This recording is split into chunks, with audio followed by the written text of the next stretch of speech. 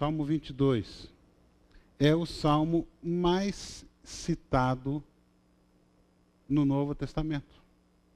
Mais do que qualquer outro salmo da Bíblia. Então veja, nessa jornada de preparação para a Páscoa, nós estamos lendo textos extremamente especiais. Lemos na semana passada e meditamos sobre aquela porção de Isaías 52, 53, que se trata da passagem do Antigo Testamento mais citada nos Evangelhos e no Novo Testamento. E hoje estamos lendo então o salmo mais citado por todo o Novo Testamento. Agora, por que esse salmo é tão especial? No seu maior momento de dor, no clímax da sua dor na cruz, Jesus cita a primeira frase desse salmo. Deus meu, por que me desamparaste? De acordo com Mateus e Marcos, ele faz a citação do salmo numa misturinha aí de hebraico e aramaico, é Eloi, Eloi, lama sabachthani. Lama é o porquê. Por quê? Por que me desamparaste? Por que me abandonaste? E antigamente, os salmos não tinham números. Os versículos não eram numerados. Então, se você quisesse mencionar um livro da Bíblia, ou quisesse mencionar uma certa porção da Bíblia, você se referia citando o começo. Em outras palavras, Jesus está dizendo que quem quer entendê-lo precisa entender este salmo, porque este salmo é sobre a vida de Jesus. Porque senão, vejamos, qualquer pessoa que quiser viver nesse mundo e entender por que o mundo é desse jeito, precisa entender o que acontece nesse salmo. E a maneira de nós fazermos isso é fazermos 3 perguntas. E a primeira delas é: qual é o mistério desse salmo? Qual é o mistério desse salmo? Segunda, qual é a solução para esse mistério? E em terceiro lugar, o que é que na prática este salmo significa para nós? Especialmente essa declaração: Deus meu, por que me desamparaste? Ou por que me abandonaste?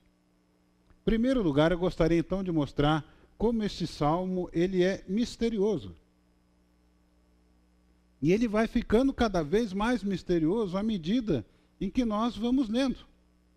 O salmo diz no seu cabeçalho que ele é salmo de Davi. Ora, se foi Davi quem o escreveu, há alguns detalhes que são aparentemente inexplicáveis aqui. Que veja bem, inicialmente o que chama a atenção é a natureza jurídica desse salmo. Esse salmo lembra um tribunal. Nos versos 6 a 8, a gente percebe que o salmista está exposto, está sendo humilhado. No verso 17, mostra que ele está publicamente sendo desprezado e zombado, escarnecido. Ele está morrendo, e está morrendo de sede no verso 15. A sua língua está tão seca que ela parece um caco de barro cortando a sua boca. Ele foi tão afligido que todos os seus ossos podem ser contados.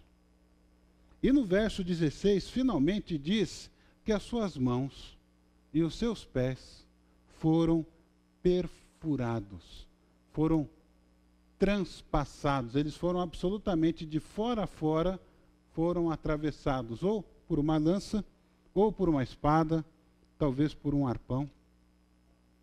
O que acontece com Davi? Sabe o que está acontecendo aqui? Uma execução. Uma execução pública. E o argumento definitivo para perceber que se trata de uma execução está no verso 18, porque ali está sendo dito: dividiram as minhas roupas entre si e lançaram sortes pelas minhas vestes. Quando um criminoso era executado, os seus executores podiam ficar com as roupas. E se você tinha uma peça de roupa que não queria ser dividida, então lançavam-se sortes. E aí, como essas sortes são lançadas? Através de um dado, de qualquer outra forma, para saber quem vai ficar com isso. Portanto, é claro que Davi está dizendo que ele está sendo executado. Agora, veja bem, tudo isso é um grande mistério, porque onde será que Davi passou por uma execução pública? O personagem do mundo antigo que nós mais sabemos detalhes sobre a vida é Davi. E nunca, em nenhum momento você vê Davi sendo julgado, você vê Davi sendo executado. Quando você queria derrubar um rei, você normalmente não colocava o rei sob julgamento, à lá Saddam Hussein, você matava o rei e tomava posse do trono. Puro e simples assim. Então é certo, queridos, que Davi jamais passou por um julgamento, por algo parecido. É verdade que onde é que o maior rei de todos, os reis de Israel, passou por uma experiência dessa? Ele passa por uma experiência terrível de sofrimento e usa metáforas para descrever esse sofrimento. Agora, é pouco provável que Davi estivesse falando de um sofrimento seu com tantos detalhes. Por quê? Por causa da atitude dessa pessoa que está sendo julgada. Essa pessoa que está sendo julgada está incrivelmente passiva. Ela não abre a boca, ela não se defende, ela não contesta, ela não fala nada em sua defesa. E Davi normalmente não faz isso. Davi clama a Deus, falando: Deus, dá um jeito nos meus inimigos. Salmo número 3, despedaça os dentes deles. Né? O salmo mais preferido por todos os dentistas é esse, que se cumpra para que eles tenham trabalho, tenham emprego. E Davi era assim, queria a forra, Deus vai dar um jeito. Mas este que está sendo executado está calado, está mudo. Portanto, há um grande mistério, a inexplicável natureza jurídica desse comportamento, a inexplicável submissão desse que está sendo julgado a essa zombaria toda. E, finalmente, a inexplicável ausência de Deus. Porque Davi começa clamando: Deus meu, por que me abandonaste? E Deus aqui está tratando Davi como se Davi fosse um criminoso, porque Deus não responde. Você vê nos versos 4 e 5 que falam historicamente que quando você está com um problema, você clama e Deus responde. No passado foi assim, mas agora Deus está mudo. Deus está inerte. Deus não responde. E essa situação esmagadora persiste. No verso 20 e 21, aí acontece algo que nós não entendemos mesmo. Ele clama por livramento e no 22 parece que ele foi liberto. Ele diz: todos os confins da terra se lembrarão e se voltarão para o Senhor, e as suas famílias se prostrarão diante dele. O quê? Deus livrou ou não livrou? Davi está dizendo: eu estava sendo executado, Deus me livrou, e por causa disso, todas as nações se converterão ao Senhor? As nações pobres, verso 26, as nações ricas, verso 29. Ele está dizendo: por causa do que Deus fez comigo, todas as nações se voltarão para o Senhor. Vai ter uma conversão em massa pelo livramento que Deus fez a Davi. E ele ainda tem a audácia de dizer não apenas isso, mas que vai acontecer que toda a sua posteridade o servirá, que gerações futuras ouvirão falar do Senhor, e a um povo que ainda não nasceu serão proclamados os seus feitos de justiça. Queridos, isso é um grande enigma, um verdadeiro mistério. Eu não sei, honestamente, como é que os primeiros leitores conseguiam interpretar esse salmo.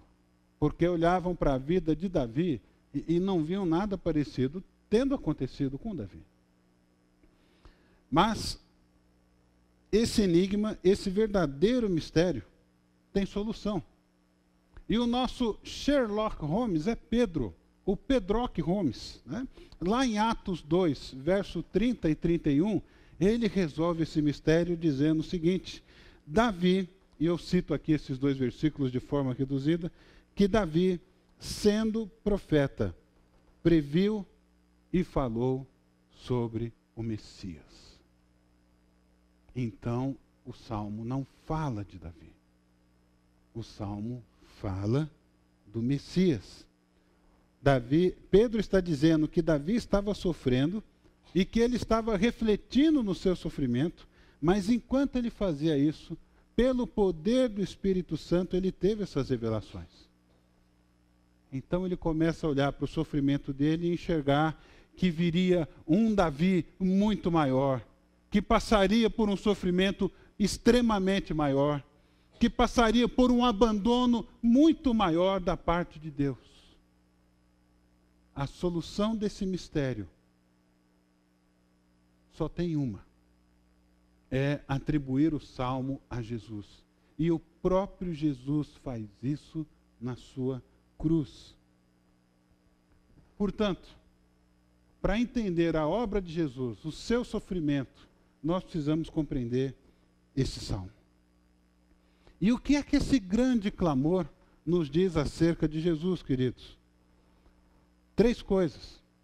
Em primeiro lugar, ele fala da infinidade dos seus sofrimentos. Fala da infinidade dos seus sofrimentos. Quando ele clama, alguma coisa diferente está acontecendo. Sabe por quê? Porque até agora, ele levou tapa, ele levou socos, ele foi açoitado, ele foi cuspido, ele teve que carregar a sua cruz até a exaustão, até ser fisicamente incapaz de cumprir essa tarefa. Ele foi pregado na cruz e só agora ele abre a sua boca. O que é que está acontecendo aqui? Aliás, ele fica pregado naquela cruz durante 6 horas, das 9 horas da manhã até as 3 horas da tarde, quando ele morre. Algo novo aconteceu. Um tipo de agonia, além da dor física. Uma agonia que vai além dos cravos, além dos espinhos. Porque ele não clama, minhas mãos, minhas mãos. Ele não grita, meus pés, minha cabeça, minha cabeça. O que é que ele clama?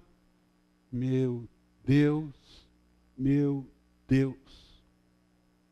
Ele está experimentando algo terrivelmente pior do que a dor física.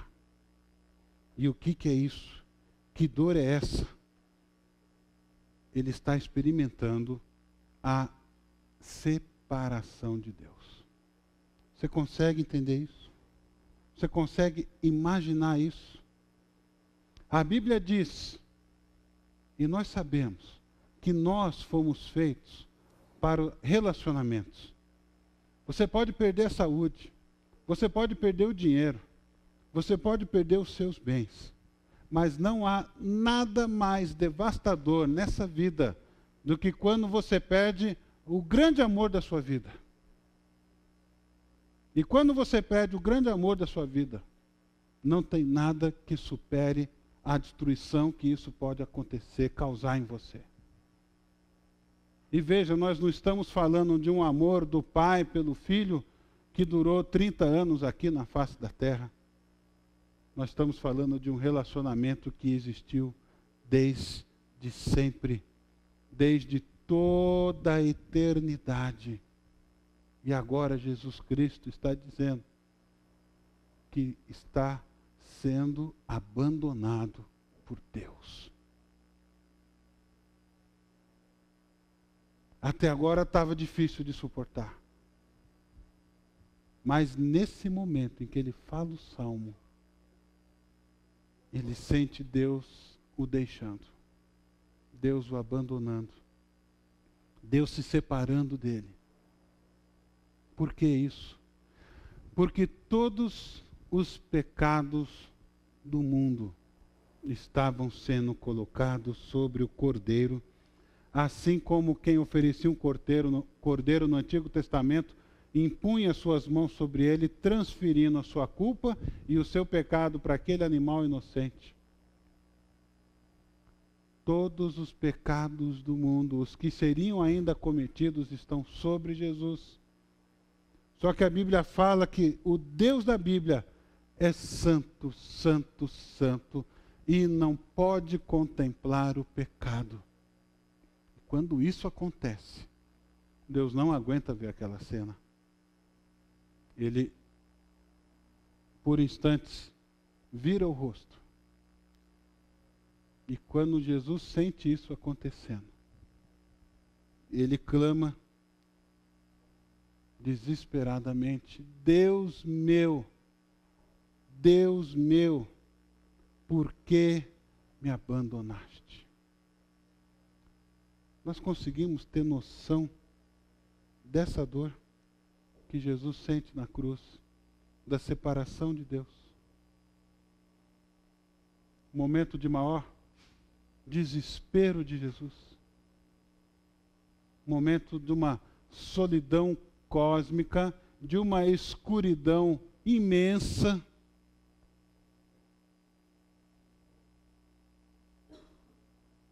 Quem já leu Moby Dick ou assistiu um filme, vê numa das últimas cenas, quando o capitão Ahab está sendo morto junto, vai ser levado para o fundo do mar com a baleia, o último clamor dele é o seguinte: do coração do inferno eu te apunhalo, Moby Dick. Sabe o que é que Jesus está dizendo aqui para Deus? Primeiro, ele está experimentando literalmente o coração do inferno, porque a ausência de Deus é igual a inferno. Agora, o que é que ele diz para Deus? Parece que ele está negando a Deus. Parece que ele está dizendo: Deus, o que é isso? Ele está dizendo: meu Deus. Sabe o que quer dizer meu Deus? Meu Deus é a linguagem da aliança feita no Sinai. Deus fala para Moisés: vocês serão o meu povo e eu serei o seu Deus. Portanto, meu Deus é a linguagem da intimidade. Jesus está dizendo: Pai, você ainda é meu Deus. Enquanto o capitão Ahab está dizendo: do coração do inferno eu te apunhalo, Jesus está dizendo: do coração do inferno eu digo: eu ainda te amo. Tu ainda és o meu Deus. E sempre será o meu Deus. Portanto, essa infinitude de sofrimentos também revela o segundo aspecto de Jesus, que é a infinitude da sua fidelidade. Ele continua firme, suportando a ausência de Deus, o enorme sofrimento que isso causa. Mas ele continua fiel a Deus. Meu Deus, meu Deus. O Deus Pai ainda é o Deus de Jesus. Quando juntamos esses dois, queridos, a infinidade dos seus sofrimentos e a infinidade da sua fidelidade, nós obtemos a infinidade da sua redenção. Porque essa redenção, ela é grande, ela é tremenda, ela é total. Porque, veja bem, ela custou muito caro para Deus. Ela foi o sacrifício definitivo na cruz. Jesus suporta todos esses sofrimentos para que nós tenhamos força para passar pelos nossos sofrimentos, como o pessoal do louvor disse aqui hoje. Deus sabe que estamos sofrendo, mas está conosco. E Deus abandonou Jesus temporariamente para que jamais Ele nos abandonasse. E quais são as implicações práticas do que Jesus disse na cruz para as nossas vidas? Como é que esse clamor afeta as nossas vidas, queridos? Como é que esse clamor impacta, em termos práticos, a minha vida e a tua vida? E eu queria mostrar duas implicações para você, absolutamente práticas, para nós compreendermos esse clamor de Jesus, como é que ele nos afeta pessoalmente. Em primeiro lugar, ele afeta a nossa transformação pessoal. Quando nós entendemos que o Deus da Bíblia é totalmente santo e totalmente amor, a cruz é a grande prova desses dois atributos de Deus, então a minha vida pode ser transformada. Em todas as culturas, em todos os países, pessoas e igrejas tendem a valorizar ou a dar mais atenção ou para a santidade de Deus ou para o amor de Deus e enfatizar apenas um desses atributos. E isso é um grande problema.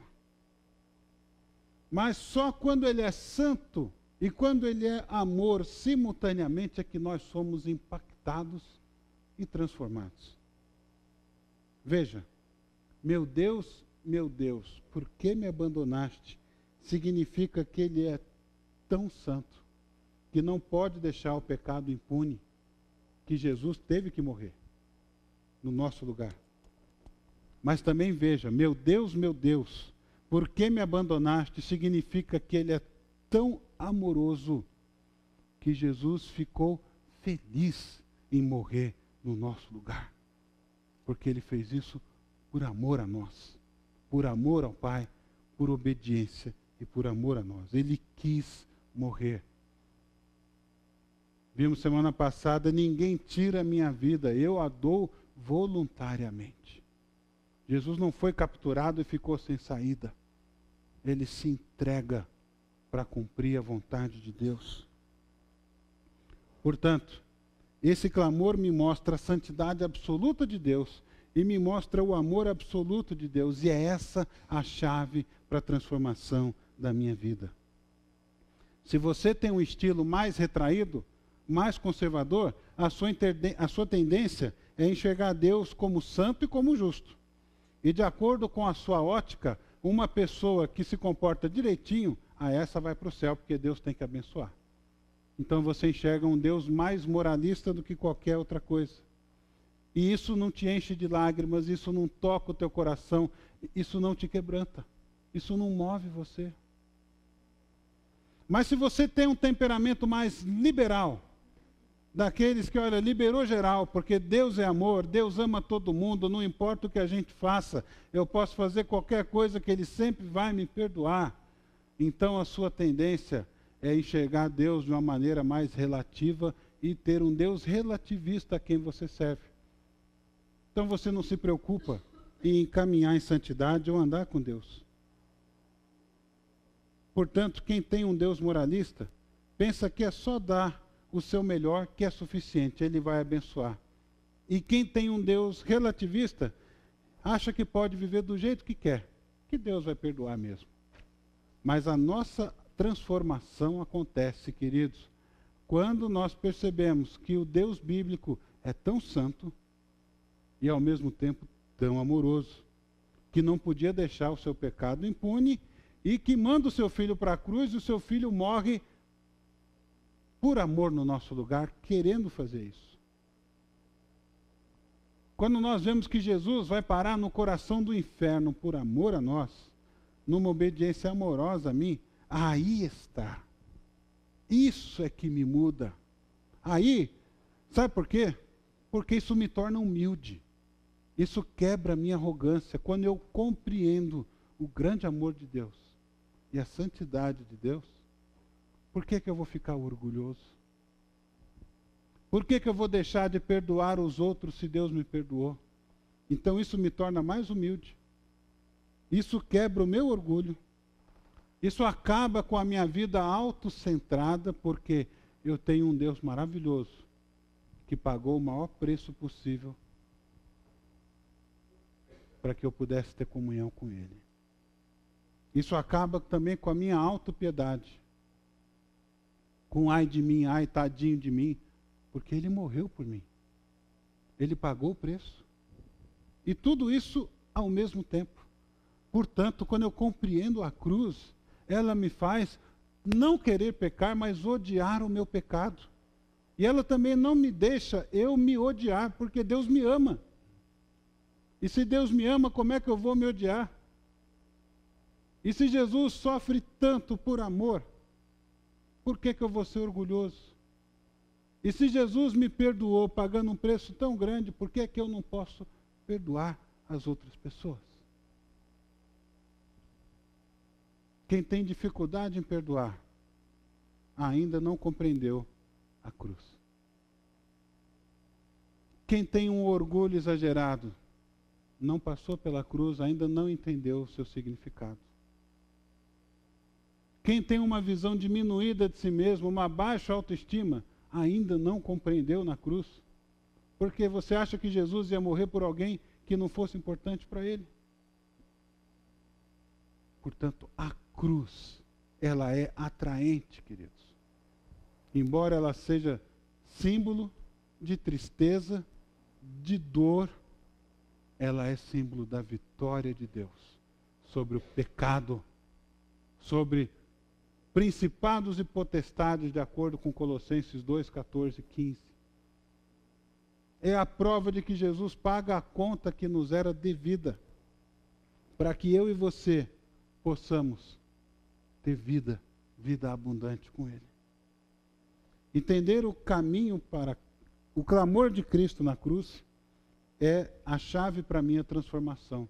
E em segundo lugar, esse clamor me dá força para suportar os meus sofrimentos pessoais e passar por eles. Sabe por quê?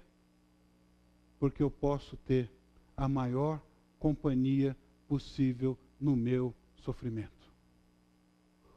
Eu posso ter a maior companhia possível no meu sofrimento.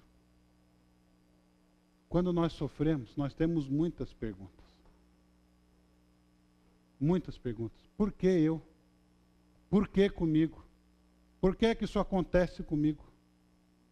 Por que eu tenho que ficar aqui, nesse culto, durante 45 minutos, acordado, escutando o que o pastor tem que falar? Para alguns, o grande sofrimento é esse. É ficar sem jogar no celular durante 45 minutos. Para outros, é ter que vir à igreja e cumprir uma agenda legalista. Para outros é, Senhor, por que o câncer?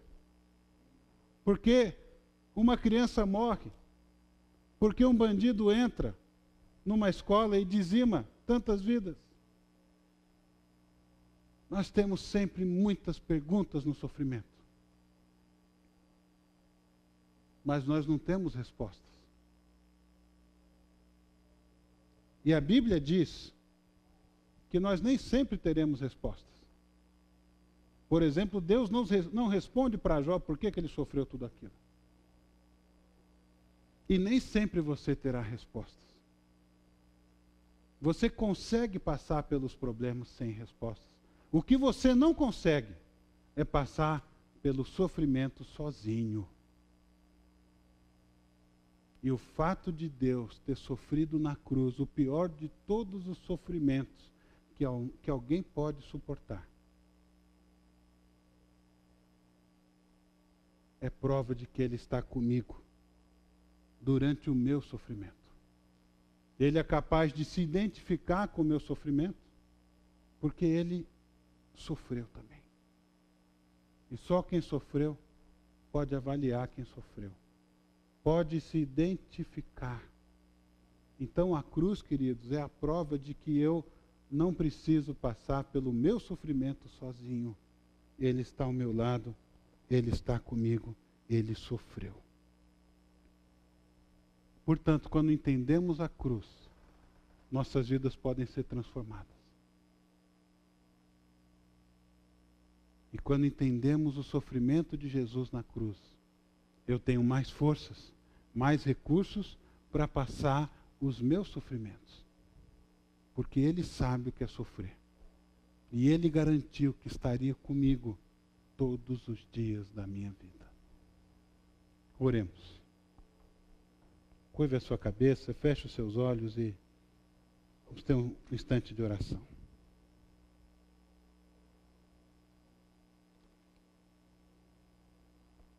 Pai, te louvamos pela tua obra perfeita na cruz, enviando o teu Filho para morrer e sofrer no nosso lugar. O Salmo termina dizendo que a tua posteridade o servirá e nós somos a tua posteridade. Nós somos aquelas gerações do Salmo e te louvamos o nome e te adoramos pela obra do teu Filho. E pedimos, Jesus, que o Senhor nos dê vida em abundância. Que o Senhor nos faça compreender de fato o que é sermos cristãos. Livra-nos, Pai, de uma vida descompromissada contigo. Pai querido, o Senhor livrou Jesus da tumba e nos livrou dos nossos pecados. E nós te louvamos e te engrandecemos o nome. E proclamaremos os teus feitos, porque o Senhor agiu poderosamente. Transforma nossas vidas, transforma a vida da nossa igreja, Senhor. Que o caráter de Jesus seja cada vez mais visto em todos nós. É em nome dele que nós oramos. Amém.